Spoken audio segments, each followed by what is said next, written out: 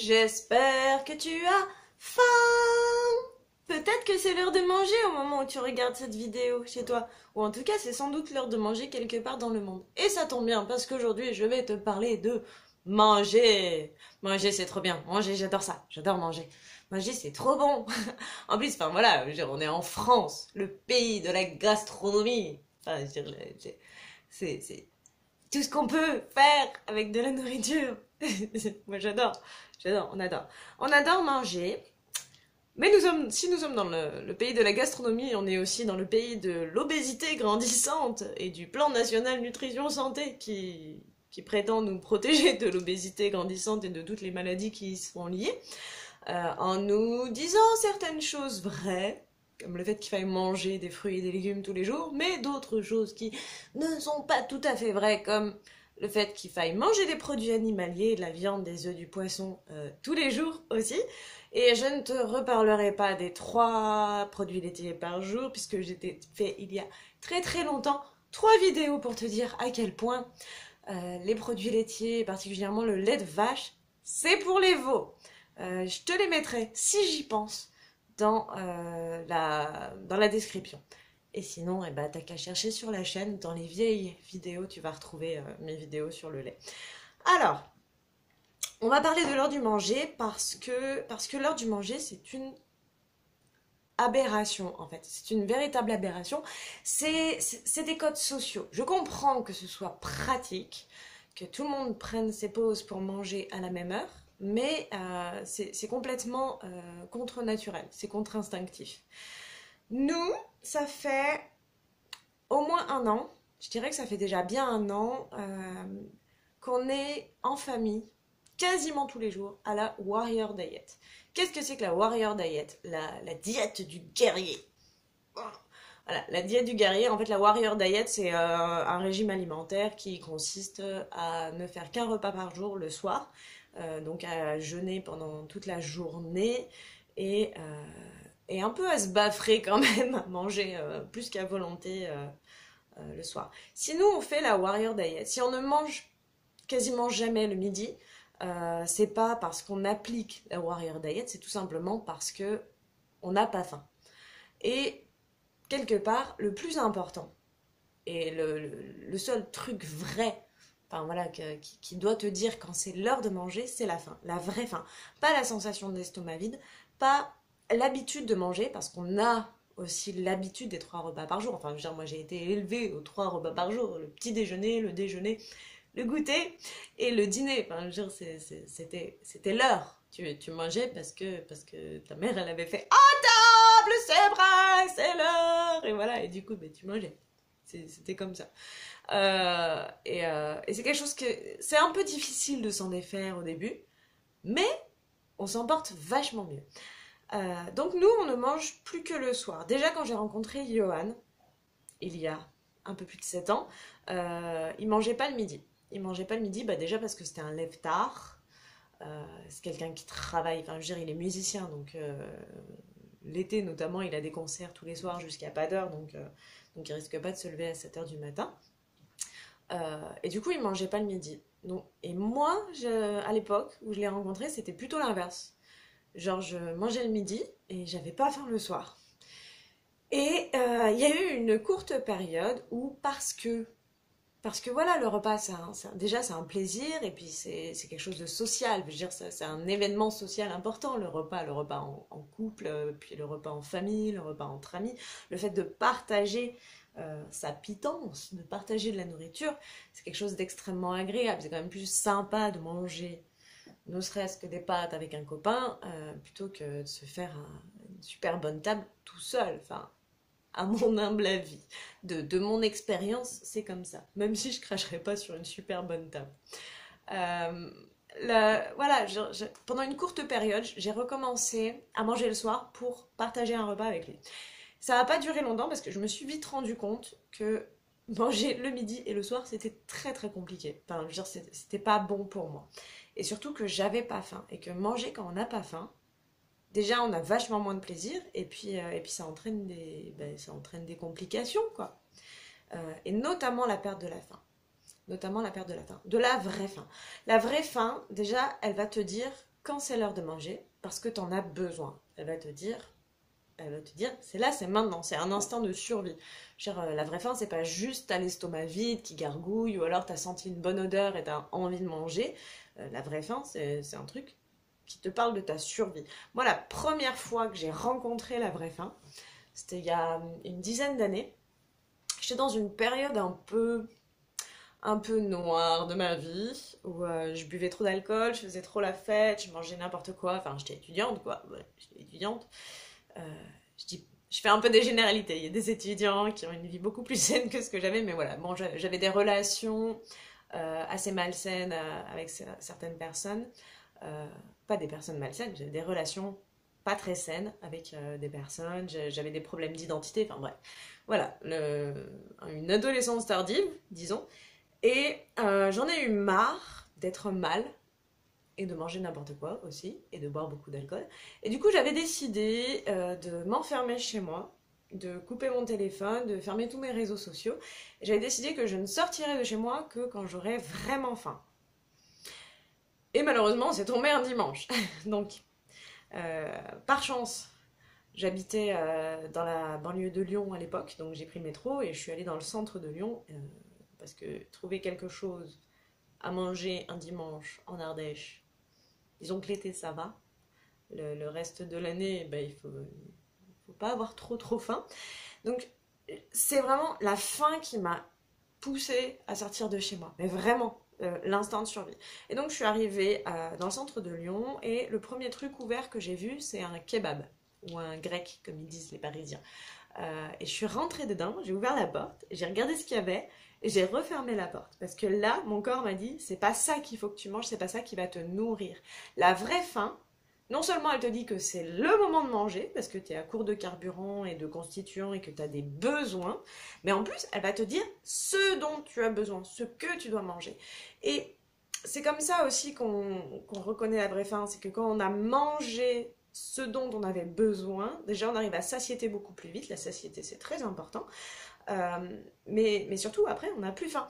Il y a plein de gens qui me disent j'ai tout le temps faim, ou alors j'ai faim 2 heures après avoir mangé. Ça veut dire tout simplement que vous n'avez pas donné à votre organisme ce qu'il a demandé. C'est-à-dire que si ton organisme il te dit que tu as faim parce que tu es en manque de certaines vitamines et qu'il veut, je sais pas, que tu manges du vert. Les vitamines, notamment dans les végétaux, c'est facile, hein, tu prends un peu de rouge, un peu de jaune, un peu de vert et en général tu as couvert tout ce qu'il fallait manger. Enfin voilà, si ton organisme il te demande des fruits et des légumes et que tu te fais une grosse assiette de pâte au beurre, bah 2 heures après ou même une demi-heure après, tu auras faim. Pourquoi? Parce que tu as rempli ton estomac, mais que tu as apporté absolument rien de ce que ton corps t'a demandé. Si tu as demandé des vitamines et que tu lui en donnes pas, il va te redemander et du coup tu vas à nouveau avoir faim. C'est comme ça qu'il y a des personnes qui mangent beaucoup et qui disent j'ai tout le temps faim, mais tout simplement parce qu'elles ne se nourrissent pas. Elles n'apportent pas à leur corps ce que leur corps leur demande. Donc elles mangent. Et c'est comme ça qu'on arrive à manger plus qu'à satiété, puisque de toute façon la satiété c'est l'arrêt de la faim. Et ça arrive très rapidement quand tu as couvert tes besoins. La satiété c'est pas j'ai bien mangé, je vais exploser. Non, pas du tout. La satiété ça ressemble pas à ça. La satiété, normalement, on n'a même pas besoin de remplir l'estomac. Pour savoir la taille de ton estomac, c'est super facile. Tu prends la taille de ta main par la taille de ta main. Et t'imagines une boîte de cette taille-là. Donc en fonction de la taille de ta main, ton estomac il est plus ou moins gros.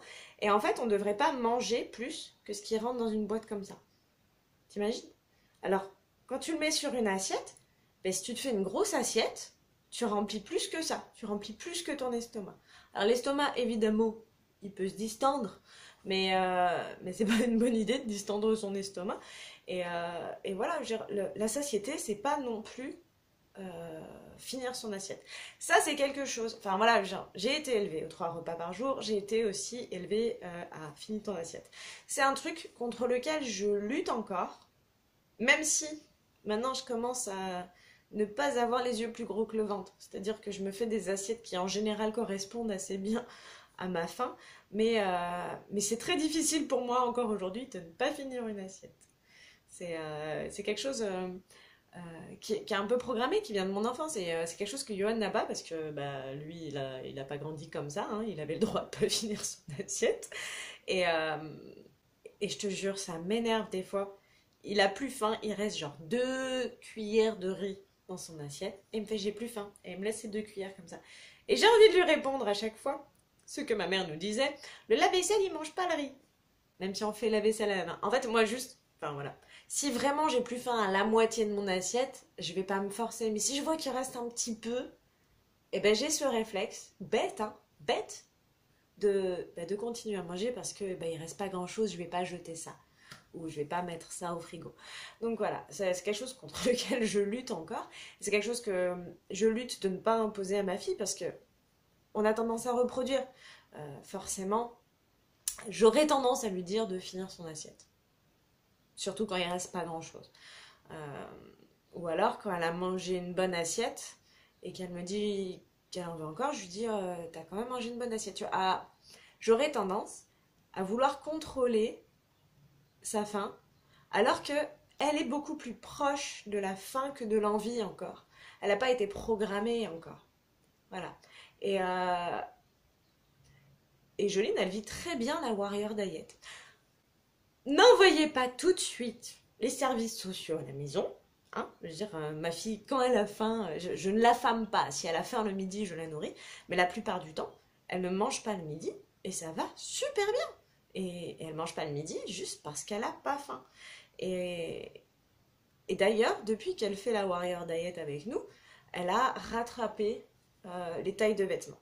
Alors, je fais 1m55, Johan fait 1m62, on s'attendait pas à faire Adriana 42. Voilà, Joline c'était un petit bébé, elle a toujours été assez petite, elle sera sans doute toujours petite, mais quand je dis petite, c'est-à-dire que c'est quand même le seul bébé que je connais qui a porté des vêtements taille 3 mois jusqu'à l'âge de 9 mois et qui a porté du 6 mois jusqu'à l'âge de 1 an.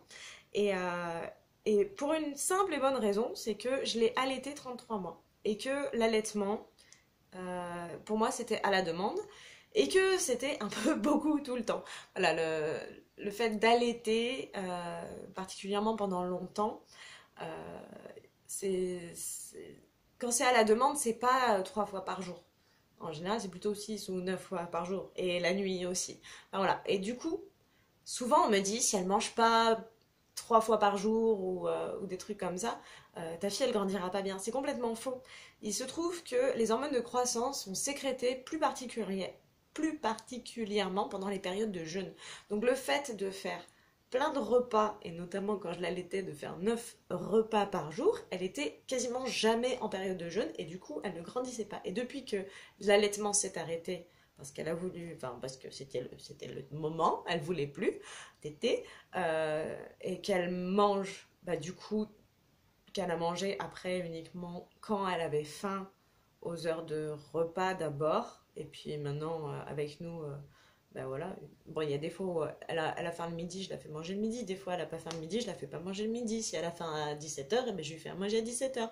Si elle a super faim, et même si elle a dîné chez mamie et qu'elle rentre à la maison et qu'elle me dit « Ah, je mangerai bien avec vous », elle se fait 2 dîners. Elle mange quand elle veut. Voilà, exactement. Elle mange quand elle veut et elle va très très bien. Et je disais quoi? Je sais plus ce que je disais. Mais voilà, elle mange quand elle a faim et elle grandit très bien. Elle a rattrapé les tailles de vêtements. Elle met des vêtements de son âge. Euh, et elle souffre pas de la faim. Elle souffre pas de la faim.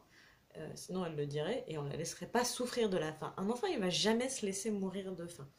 Voilà. Et elle adore manger et j'ai aucun problème pour lui faire manger quoi que ce soit. Elle adore les champignons, le poisson et le brocoli braisé. En ce moment, c'est son gros truc.